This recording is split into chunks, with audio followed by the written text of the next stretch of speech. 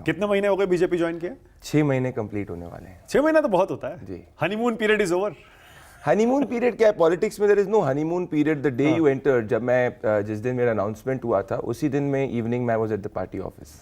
उसी दिन काम उसी शुरू दिन कर दिया था। बजट के दिन पे मेरा अनाउंसमेंट हुआ था। और इवनिंग में हम ऑनरेबल फाइनेंस मिनिस्टर की सभी प्रवक्ताओं को ब्रीफिंग थी, so I was there in the party office. अच्छा, हुआ कैसे था ये? लोग जानना चाहते हैं कि अचानक ये सेफोलॉजी करते करते, जर्नलिज्म करते करते कैसे बीजेपी में पहुंच गए? नहीं, अचानक नहीं है। अगर आपको याद होगा लोकसभा चुनाव के बाद में कुछ समय तक मैंने ना ऑन एयर कोई शो होस्ट किया था और ना ही मैंने कोई सिफोलॉजिकल एक्सरसाइज ली थी।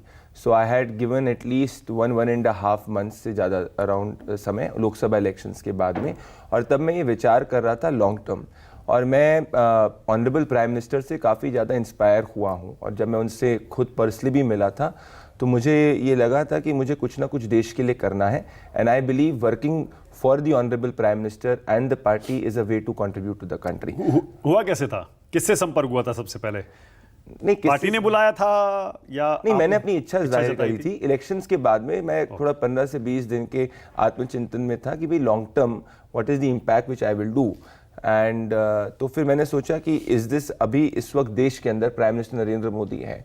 और मेरा हमेशा से जो विचार रहा है, क्योंकि अगर मेरे जर्नलिज्म में भी मैं एक ओपिनियनेटेड जर्नलिस्ट रहा हूँ, जो मैं हमेशा मानता हूँ। मैंने एक रूल रखा था कि मैं कभी फेक न्यूज़ नहीं करूँगा, but I will have an opinion on issue. So मैंने, अगर आप देखिए तो कोई भी झूठी खबर कभी नहीं चलाई है, पर मेरी हमेशा ओपिनियन रही है जिस पे कुछ लोगों को अग्रीमेंट हुआ है, कुछ लोगों को डिसअग्रीमेंट हुआ है। तो इलेक्शंस के बाद में जब मैं आत्मचिंतन कर रहा था तो मैंने बोला कि अब समय आ गया है कि why shouldn't I look at working as a worker for the honourable prime minister.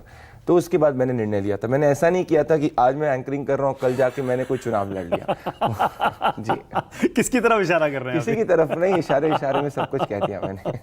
अच्छा, कैसा लग रहा है कि पहले एंकर के तौर पे आप डिबेट शो होस्ट करते थे, सवाल पूछते थे, अब प्रवक्ता के तौर पर जवाब देना पड़ता है एकदम? तो देखिए, 2 तरीके से मैं इसको देखता हूँ।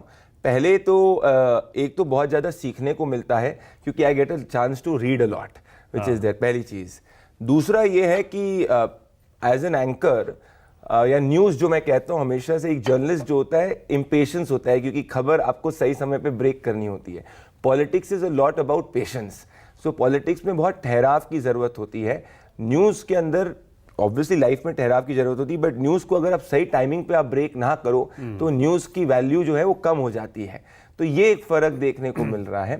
और एक और चीज़ जो मैं फ़र्क देखने को मिलता हूँ कि ultimately it is a marathon, it's not a sprint.